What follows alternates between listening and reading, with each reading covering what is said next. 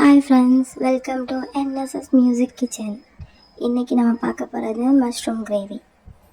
First தக்காளி, வெங்காயம், mushroom எல்லாத்தையும் முன்னாடியே ப்ரிப்பேர் பண்ணி வச்சுக்கோங்க. ஓகேவா? தக்காளி வெங்காயம்லாம் கொஞ்சம் சின்னதாக நறுக்கி வச்சுக்கிட்டிங்கன்னா இன்னும் ஈஸியாக இருக்கும் ஃப்ரை பண்ணுறதுக்கு. ஃபஸ்ட்டு கடுகு, அதுக்கப்புறம் தக்காளி, வெங்காயம், காஞ்ச மிளகாய், பூண்டு, அதுக்கப்புறம் இருக்கிற மசாலா ஐட்டம்ஸ் எல்லாத்தையும் எடுத்துக்கோங்க. உப்பு, அதுக்கப்புறம் மஷ்ரூம் நல்லா வாஷ் பண்ணி ஃபில்டர் பண்ணி வச்சுக்கோங்க. கட் பண்ணிவிட்டு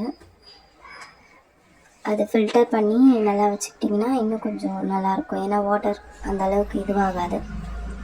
ஸோ அதுக்கப்புறம் இருக்கிற எல்லா ஐட்டம்ஸையும் எடுத்து ரெடி பண்ணி வச்சுக்கோங்க.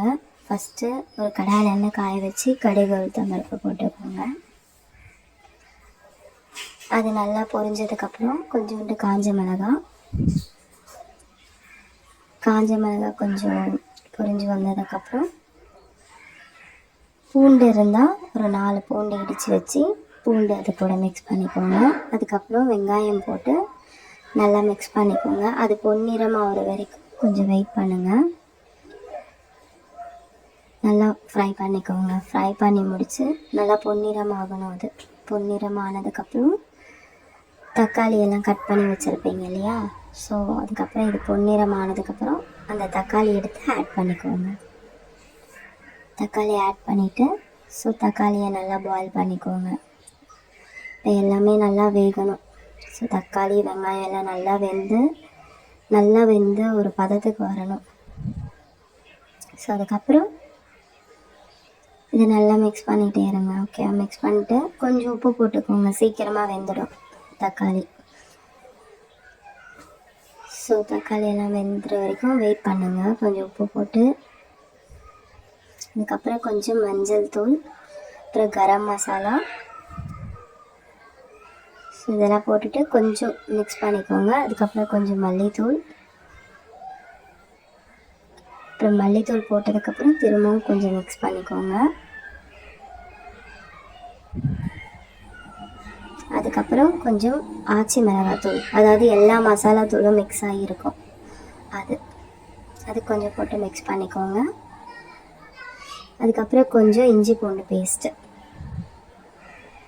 ஸோ இதெல்லாம் கடையிலே கிடைக்கும். கடையிலே வாங்கிக்கிறது இருந்தாலும் சரி, நீங்கள் வீட்டில் வச்சுருக்கிறது பண்ணிக்கிட்டாலும் ஓகே தான்.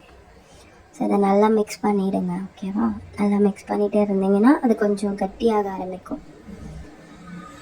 ஸோ அதுக்கப்புறம் கொஞ்சோண்டு பெருங்காயத்தூள் போட்டுக்கோங்க.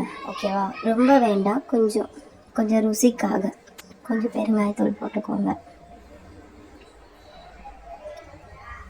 பெருங்காயத்தூள் போட்டு முடிச்சதுக்கப்புறம் கொஞ்சம் நல்லா மிக்ஸ் பண்ணிக்கோங்க. உங்களுக்கு ரொம்ப கட்டியாக இருக்க மாதிரி இருந்ததுன்னா லைட்டாக தண்ணி விட்டுக்கோங்க. ரொம்ப விடாதீங்க, ஏன்னா நம்ம மஷ்ரூம் போடும்போது தண்ணி வரும்.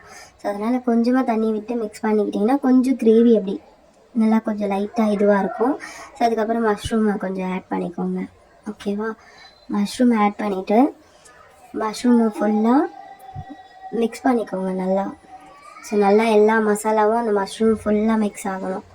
மஷ்ரூம் ஃபுல்லாக மிக்ஸ் ஆகி எல்லாத்துலேயும் மிக்ஸ் ஆகிடுச்சா பார்த்துக்கோங்க. மஷ்ரூமில் எல்லாம் மிக்ஸ் ஆனதுக்கப்புறம் கொஞ்சம் நேரம் அப்படியே விட்டு கொஞ்சம் ஹை ஃப்ளேமில் வச்சு கொஞ்சம் இது பண்ணி பாயில் பண்ணிக்கோங்க. பாயில் பண்ணிங்கன்னா கொஞ்சம் வாட்டர்ஸ் கொஞ்சம் வர ஆரம்பிக்கும்.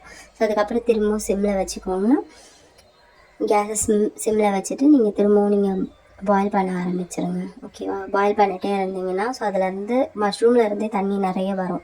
ஸோ தண்ணி ஆட் பண்ணாதீங்க. அதுக்குள்ளே தண்ணியெல்லாம் முடிச்சதுக்கப்புறம் கொஞ்சம் நேரம் மூடி வச்சுக்கோங்க. கொஞ்சம் நேரம் மூடி வச்சிங்கன்னா அது கொஞ்சம் திக்காகிட்டு வந்துடும். ஸோ இந்த மாதிரி எண்ணெய்லாம் பிரிஞ்சு வந்ததுக்கப்புறம் நீங்கள் அதுக்கப்புறம் இறக்கிட்டு சாப்பாட்டுக்கு சப்பாத்தி எதுக்கு வேணாலும் சர்வ் பண்ணிக்கோங்க. நல்லாயிருக்கும்.